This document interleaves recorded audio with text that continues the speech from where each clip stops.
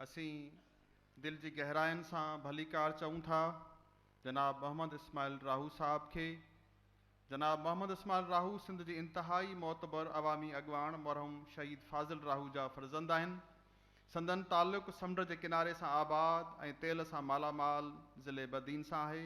पाण peoples party जा अहम अॻवान हुअण सां गॾु सिंध हुकूमत जे कैबिनेट जा अहम वज़ीर आहिनि। पाण सिंध जे हिकु अहम खाते ज़रात ऐं कमोडिटीज़ जा सूबाई वज़ीर आहिनि। ख़ानदानी बैकग्राउंड सबबि पाण इंतहाई मिलनसार सभावीक मुकमल अवामी शख़्सियत आहिनि, जंहिं सबबि पाण सॼी सिंध जी सियासत अंदरि अलॻि ऐं मुनफ़रद मक़ाम रखनि था। तव्हांखे सिगा जे काज ते सिगा खे 47 साल पूरे थियण ते अॼु ख़ुशी जे मौक़े ते सिगा सां गॾु हुजण ते असीं भलीकार चऊं था। हाणे आऊं यकीनन आयल महिमान जे भलेकार सिर्फ़ु लफ़्ज़नि सां न पर यकीनन सिंध जी सुखड़ी अजरक सां थींदी आहे। उन जे लाइ गुज़ारिश आहे पिंडाल में वेठल अब्दुल रसूल सुमरे साहब खे त वधी अचनि ऐं साईं इस्माइल राहू साहब खे अजरक जो तोहफ़ो पेश कनि। अब्दुल रसूल सुमरो साहब। भरपूर ताड़ियूं थी वञनि।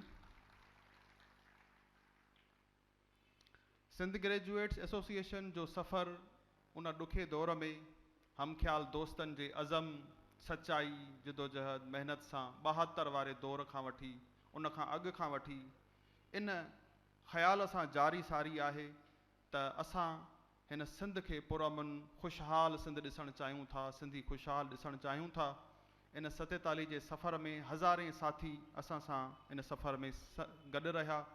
हिन वक़्तु 122 असां मुख़्तलिफ़ ज़िलनि तालुक़नि में असां जूं ब्रांचूं आहिनि, जंहिंमें 9200 खां मथे असांजा रज़ाकार आहिनि जेके जदोजहद करे रहिया आहिनि। लाहौर में असांजी एक्टिव ब्रांच आहे, इस्लामाबाद में असांजी एक्टिव ब्रांच आहे ऐं उन खां अलावा थर हुजे, कश्मोर, पनोआकिल, घोटकी जेके बि सिंध जा ज़िला आहिनि उन में सिंध ग्रेजुएट्स एसोसिएशन जा दोस्त रज़ाकार हर महाज़ ते सिंध जी ख़िदमत जे लाइ रवां दवा आहिनि। इहो तसलसल जारी आहे ऐं असांखे पंहिंजनि उन्हनि रज़ाकारनि ते फ़ख़ुरु आहे, नाज़ आहे। अॼु जे हिन एवार्ड्स सेरेमनी ऐं सिगा जे हिन जशन में यकीनन कुझु सिंध जे ॿियनि मानाइतनि शख़्सियतनि खे बि असीं एवार्ड जे लाइ घुरायो आहे। किन जे लाइ असां जूं मुख़्तलिफ़ ट्रॉफ़ीज़ आहिनि, किन जे लाइ शील्ड्स आहिनि, किन जे लाइ गोल्ड मेडल आहिनि। पर असांजा जेके पंहिंजा रज़ाकार आहिनि जेके बिना नाले नामूस जे सिंध जे झर झंग में उहे महिनतूं करे रहिया आहिनि, उन्हनि जे असां एज़ाज़ में उन्हनि जे मञता तौर ते यकीनन ही हिकिड़ी यादगार वेहक थींदी। त तंहिंजे करे आऊं जनाब रफ़ीक अहमद जाफ़री साहब खां इजाज़त वठंदे एवार्ड सेरेमनी जी शुरूआत कयां थो ऐं स्टेज ते वेठल जुमिली मौज़ज़ीन खे गुज़ारिश थो कयां त महिरबानी करे वधी अचनि त असां जीअं पंहिंजे मुख़्तलिफ़ शख़्सियतनि खे एवार्ड ॾेई सघूं हिन ख़ुशी जे मौक़े ते। साईं महिरबानी करे वधी अचो।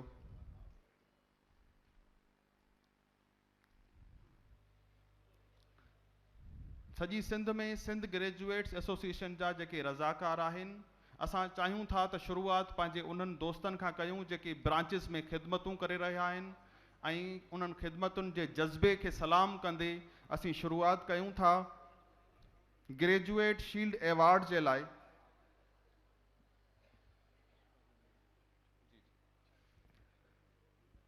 जॾहिं सिगा जी ॻाल्हि थी हले, जॾहिं 72 जो सफ़र थो हले त असांखे केतिरा ई नाला यादि था अचनि। उन्हनि नालनि मां हिकिड़ो मोतबर नालो असांजे हिन पिंडाल में वेठो आहे जनाब अशफाक मेमन साहब, जेके बि CM जा स्पेशल असिस्टेंट आहिनि पर सिगा जा असांजा साथी आहिनि, असांजा बुज़ुर्ग आहिनि। उन्हनि खे गुज़ारिश आहे त महिरबानी करे उहे बि हिन साथ में शामिल थी अचनि, वधी अचनि स्टेज ते। साईं अशफाक मेमन साहब जे लाइ भरपूर ताड़ियूं।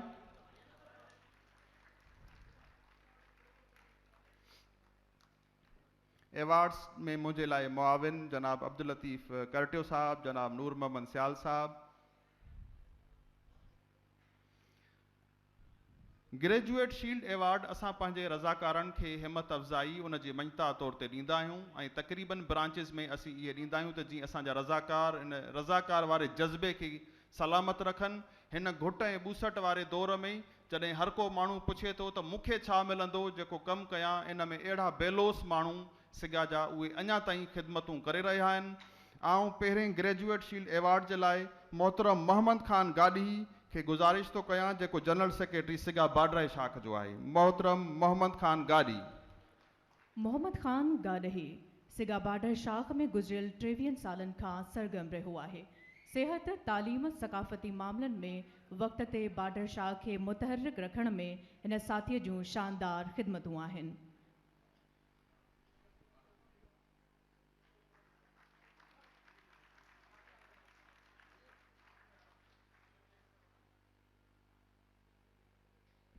तव्हां दोस्तन जो हिननि जी हिम्मत अफ़ज़ाई जे लाइ भरपूर ताड़ियूं थियण घुर्जनि। हाणे आऊं मोहतरम नूर मोहम्मद साहतो जनरल सेक्रेटरी सिगा खैबर ब्रांच के गुज़ारिश तो कयां त उहे ग्रेजुएट शील्ड अवार्ड जे लाइ वधी अचनि। नूर मोहम्मद सहतो खैबर ब्रांच खां। नूर मोहम्मद सहतो सिगा शाख खैबर जो बुनियादी मेंबर ऐं हिन वक्त सिगा खैबर शाख जो जनरल सेक्रेटरी आहे। मुख़्तलिफ़ इदारनि में समाजी ख़िदमतूं सरअंजाम ॾिनियूं अथनि। सिंध रूरल डेवलपमेंट सोसाइटी ज़िले मटियारीअ जे 51 समाजी ऐं सियासी तंज़ीमुनि जे नेटवर्क जा चेयरमैन रहिया आहिनि। मटियारी ज़िले जे ॻोठनि में तालीम जे अहमियत ते केतिरा ई प्रोग्राम कराया अथनि। बंद पयल स्कूल ऐं घोस टीचर्स जे ख़िलाफ़ सुप्रीम कोर्ट में पिटीशन दाख़िल करायाई। मज़हबी इंतिहा पसंदी, औरतुनि ऐं पुठिते पयल इलाक़नि जे हक़नि, कारोकारी ऐं नंढी उमिरि जे शादियुनि जे रोकण लाइ कोशिशूं वरिताऊं। नूर मोहम्मद साहतो साहब के मुबारक हुजे। हाणे आऊं ग्रेजुएट शील्ड अवार्ड जे लाइ मोहतरम मुरीद अली लाखो सदर सिगा मलिर शाह के गुज़ारिश तो कयां त जल्द वधी अचनि। मुरीद अली लाखो। मुरीद अली लाखो सिगा मलिर शाख जो सरगर्म साथी आहे। पेशे जे लिहाज़ खां CEO PIDC सेंटर में डिप्टी जनरल मैनेजर फाइनेंस तौर कम करे रहिया आहिनि। उन के अलावा सिंध ग्रेजुएट्स एसोसिएशन मलिर शाख जा सदर पिण आहिनि। संदसि जूं ख़िदमतूं तालीम तोड़े ॿियनि समाजी कमनि में नुमाया रहियूं आहिनि। ख़ासि करे रोशन तारा स्कूल बचल ॻोठ जे तामीराती कम ऐं स्कूल में सोलर सिस्टम, कंप्यूटर लैब ऐं उस्तादनि जे तरबियत कराइण जहिड़ा अहम कम संदसि जे कारकर्दगी में शामिल आहिनि।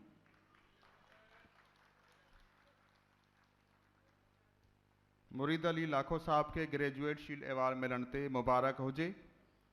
उन जे जज़्बे के सलाम। हाणे ग्रेजुएट शील्ड अवार्ड जे लाइ जनाब गयासुद्दीन शाहाणी जेको जनरल सेक्रेटरी आहे सिगा काशो ब्रांच जो, उनखे गुज़ारिश आहे त वधी अचनि ऐं ग्रेजुएट शील्ड अवार्ड वठनि। पोयों SMD ते इन जो प्रोफाइल भी अची थो वञे स्क्रीन ते। गयासुद्दीन शाहाणी जो ताल्लुक़ सिगा काछो शाख सां आहे। 4 दफ़ा सिगा काछो शाख जो जनरल सेक्रेटरी रहियो। संदसि जे कयल समाजी ऐं तालीमी ख़िदमतुनि एवज़ सिगा खैस ग्रेजुएट शील्ड अवार्ड पेश करे रही आहे। भरपूर ताड़ियूं थियण घुर्जनि दोस्तनि जे लाइ, हिम्मत अफ़ज़ाई जे लाइ।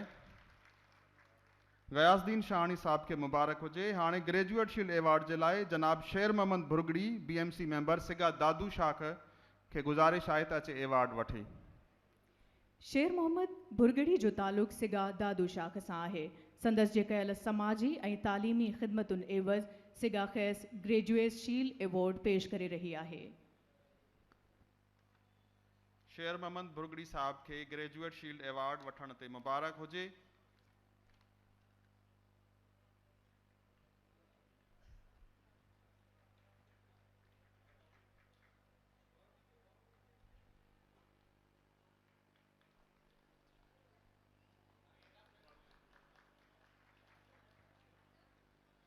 मेहरबानी साईं। ग्रेजुएट शील्ड अवार्ड मोहतरम इमाम अली अब्बासी BMC मेंबर सिगा पन्नो आकिल शाख।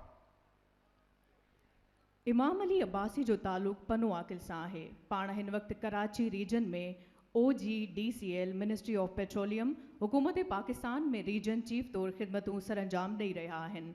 पाण समाजी कमनि में तमामु घणी दिलचस्पी रखनि था। गुज़िरियल केतिरनि ई सालनि खां सिगा पन्नो आकिल शाख में मुख़्तलिफ़ उहिदनि ते रहिया आहिनि।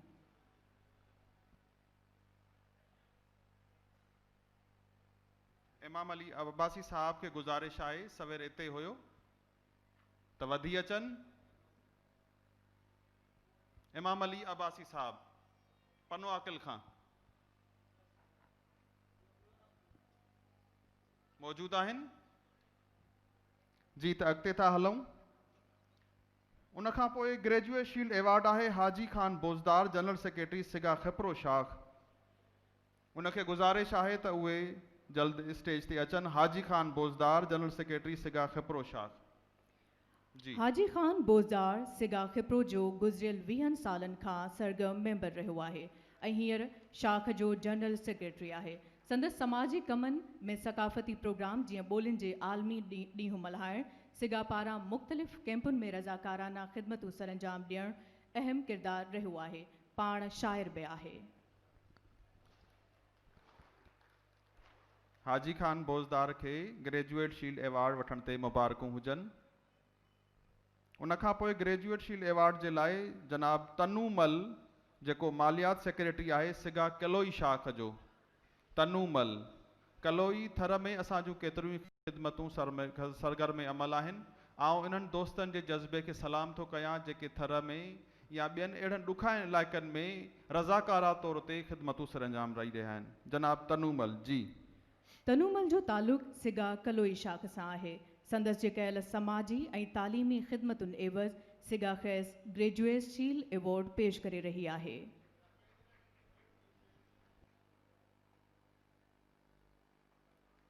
ग्रेजुएट शील्ड एवार्ड जे लाइ प्रोफेसर एहसानुल्लाह जमाली सिगा शहदादकोट शाख खे गुज़ारिश आहे त उहे जल्द वधी अचनि। प्रोफेसर एहसानुल्लाह जमाली जी। एहसानुल्लाह जमाली जो तालुक़ शहदादकोट सां आहे। पाण 2006 खां सिगा शहदादकोट जा मेंबर आहिनि। मुख़्तलिफ़ उहिदनि ते फ़ाइज़ रहिया आहिनि। सिगा शहदादकोट शाख जे तरफ़ां थींदड़ हर प्रोग्राम जहिड़ोकि अखियुनि जी कैम, सिगा बालिग मेलो, शाह लतीफ़ जो ॾिहाड़ो, सिगा तरफ़ां सेमिनार, उस्तादनि जो आलमी ॾिहाड़ो, औरतुनि जो आलमी ॾिहाड़ो मल्हाइण में संदसि वॾो हथु रहियो आहे। प्रोफेसर एहसानुल्लाह जमाली साहब खे ग्रेजुएट शील्ड एवार्ड जे लाइ नामज़द कयो आहे। ख़ैस मुबारकूं।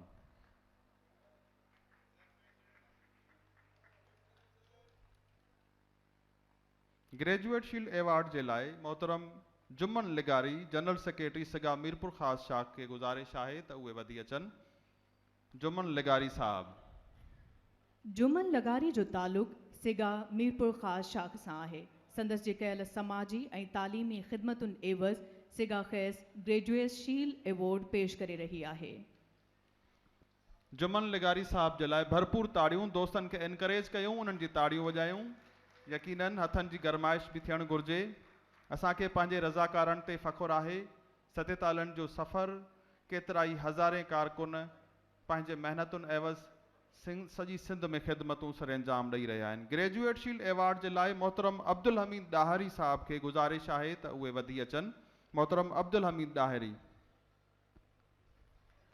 अब्दुल हमीद ॾाहिरी साहब सिगा शाख शाहपुर चाकर जा सदर आहिनि। पाण शाहपुर चाकर ऐं भरपासे जे तालीमी इदारनि में फर्नीचर जी खोट पूरी करण सां गॾु पाणीअ जे सहूलियत ख़ातिर वाटर कूलर मुहैया करे ॾियणु, 100 ग़रीब शागिर्दनि में मुफ़्त यूनिफॉर्म जी तक़सीम करण में इन्हनि जो अहम किरदारु रहियो आहे। मोहतरम अब्दुल हमीद ॾाहरी साहब खे मुबारक हुजे। ग्रेजुएट शील्ड एवार्ड जे लाइ मोहतरम मोहम्मद उस्मान सूमरो BMC मेंबर सिगा बदीन शाख खे गुज़ारिश आहे त वधी अचनि। मोहतरम मोहम्मद उस्मान सूमरो साहब जी। मोहम्मद उस्मान सूमरो जो तालुक़ सिगा बदीन शाख सां आहे। संदसि जे कयल समाजी ऐं तालीमी ख़िदमतुनि एवज़ सिगा ख़ैस ग्रेजुएट शील्ड एवॉर्ड पेश करे रही आहे। मोहम्मद उस्मान सूमरो साहब के ग्रेजुएट शील्ड एवार्ड वठण ते मुबारकूं हुजनि। ग्रेजुएट शील्ड एवार्ड जे लाइ मोहतरम मोहम्मद ज़मान सूमरो नायब सदर सिगा पाट शरीफ के गुज़ारिश आहे त उहे वधी अचनि।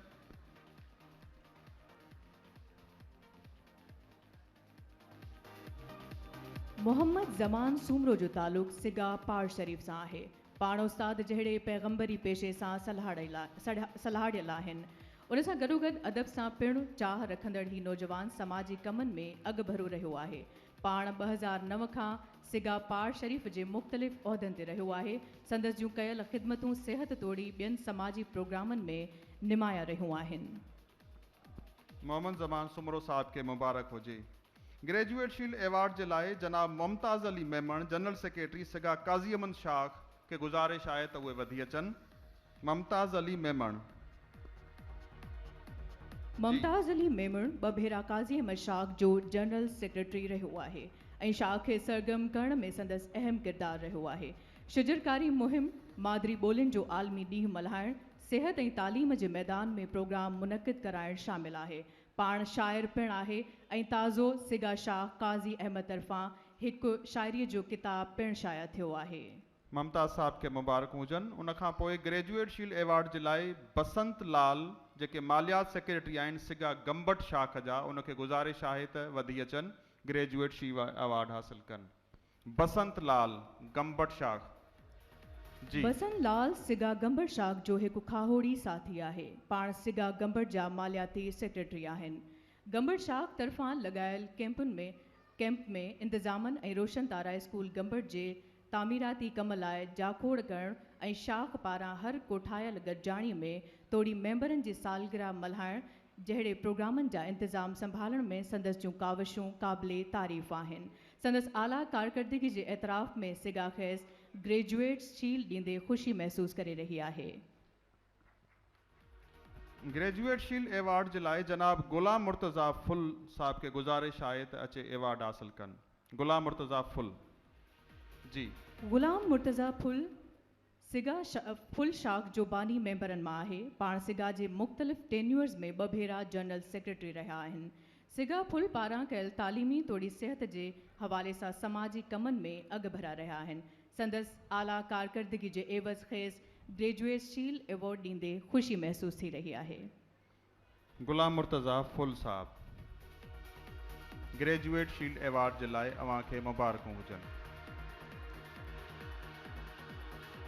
ग्रेजुएट शील्ड अवार्ड जे लाइ जनाब मोहम्मद अशरफ लिगारी जॉइंट सेक्रेटरी खुदाबाद शाख खे गुज़ारिश आहे त उहे वधी अचनि। मोहम्मद अशरफ लिगारी साहब। मोहम्मद अशरफ लगारी सिगा खुदाबाद में जॉइंट सेक्रेटरी तौर सिहत जे शोबे में ख़िदमतूं सरंजाम ॾेई रहिया आहिनि। सिगा खुदाबाद शाख तरफ़ां लॻंदड़ अखियुनि चमड़े जे बीमारियुनि जनरल मेडिकल कैंपुनि में भरपूर सहकार कंदा रहनि था। इन खां अलावा पोलियो मुहिम ऐं वैक्सीनेशन जे मुहिम में पिणु हर वक़्तु सघारो किरदारु अदा कंदा रहनि था। मोहम्मद अशरफ लिगारी साहब खे ग्रेजुएट शील्ड अवार्ड मुबारक हुजे, वधी अचनि। रस्तो साईं खे कोन पे मिलियो जी। Welcome please.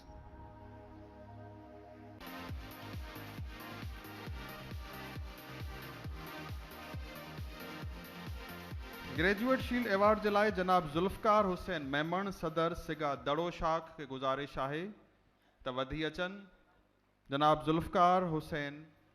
ज़ुल्फ़कार अली हुसैन मेमण साहब जी। ज़ुल्फ़कार अली हुसैन मेमून जो ताल्लुक़ सिगा दड़ो शाख सां आहे। संदसि जे कयल समाजी ऐं तालीमी ख़िदमतुनि एवज़ सिगा ख़ैस ग्रेजुएट शील्ड अवार्ड पेश करे रही आहे।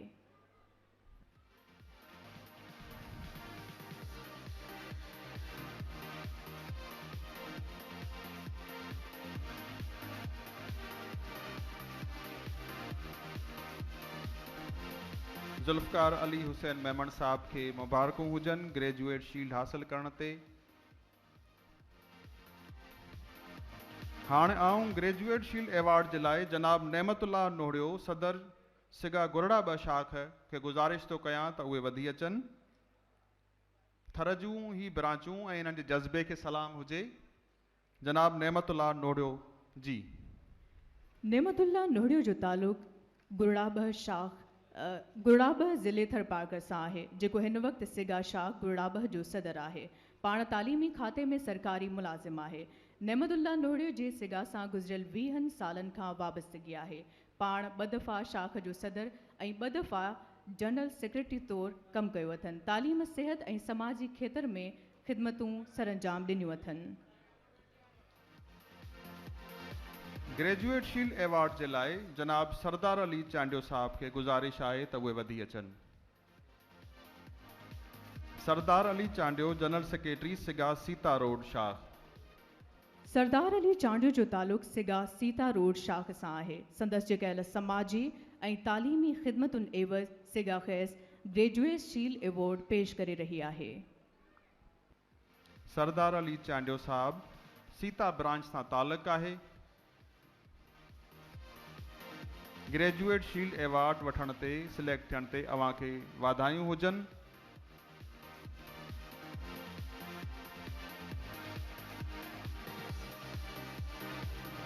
सरदार अली चांडियो साहब। एक सरदार ॿियो चांडियो ऐं उहो सिगा में ख़िदमतूं करे रहियो आहे, इहा वॾी ॻाल्हि आहे। इन जे जज़्बे खे सलाम हुजे। इन्हनि किरदारनि ते असांखे फ़ख़ुरु आहे। ग्रेजुएट शील्ड अवार्ड जे लाइ मोहतरम अहमद अली हालो साहब, जेके BMC जा मेंबर आहिनि सिगा ठट्टो शाख जा, गुज़ारिश आहे त वधी अचनि ग्रेजुएट शील्ड अवार्ड जे लाइ। मोहतरम अहमद अली हालो साहब। अहमद अली हालो हिन वक़्तु सिगा ठट्टो शाख जा नायब सदर आहिनि। पाण मुख़्तलिफ़ उहिदनि ते रहिया आहिनि। इन आगा ख़ान जे ताउन सां स्कूल जे ॿारनि में हिक वक़्त जी मानी ॾियण जो प्रोग्राम, जेको न्यूट्रिशन प्रोग्राम तहत हो, उन में भरपूर हिस्सो वरिताई। ॻोठ नूह भट्टी में माउ ऐं ॿार जे हवाले सां हिकु सेंटर खोलियाई, जंहिंमें सिहत जूं सहूलतूं मुहैया कयाई। 1999 में सामूंडी तूफ़ान में मुतासिर थियल ॻोठ मोहम्मद शाह बरी खे नए सिरे सां आबाद कयो वियो, जंहिंमें 52 ख़ानदाननि खे घटि क़ीमत वारा घर ठाहे ॾियणु ऐं इन्हीअ सॼे प्रोजेक्ट खे मुकमल करण में संदसि अहम किरदारु रहियो आहे। महिरबानी। ग्रेजुएट शील्ड अवार्ड जे लाइ जनाब गौस बख्श महेसर BMC मेंबर सिगा रतोदरो शाह खे गुज़ारिश आहे त उहे वधी अचनि। गौस बख्श महेसर साहब, सिगा शाख रतोदेरो। गौस बख्श महेसर सिगा रतोदेरो शाख जो सरगर्म साथी आहे। पाण हिन वक़्तु रतोदेरो शाख जो सदर आहे। सिगा रतोदेरो शाख तरफ़ां मुनक़िद कयल मुख़्तलिफ़ मेडिकल कैंपुनि में संदसि जूं ख़िदमतूं साराह जोॻियूं आहिनि। गौस बख्श महेसर साहब कंहिं सबब जे करे कोन अची सघिया आहिनि, उन जी शील्ड रखी वञे। ग्रेजुएट शील्ड अवार्ड जे लाइ मोहतरम मोहम्मद असलम चांडियो, मालियात सेक्रेटरी सिगा मेहड़ शाख खे गुज़ारिश आहे त वधी अचनि, ग्रेजुएट शील्ड अवार्ड हासिल कनि। मोहम्मद असलम चांडियो जी।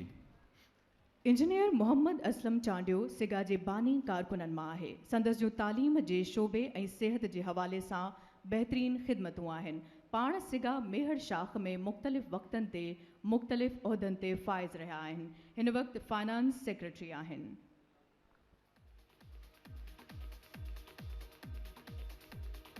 ग्रेजुएट शील्ड अवार्ड जे लाइ जनाब अब्दुल रहीम अंसारी, इतलात सेक्रेटरी सिगा मीरो खान शाख खे गुज़ारिश आहे त उहे जे आया आहिनि त वधी अचनि जी। अब्दुल रहीम अंसारी सिगा मीरो खान शाख में गुज़रियल 15 सालनि खां शाख जा सरगर्म साथी आहिनि। पाण मुख़्तलिफ़ समाजी कमनि में ख़िदमतूं सरअंजाम ॾींदा रहिया आहिनि। संदसि समाजी ख़िदमतुनि जे एवज़ सिगा खेस ग्रेजुएट शील्ड अवार्ड ॾींदे ख़ुशी महसूस करे रही आहे।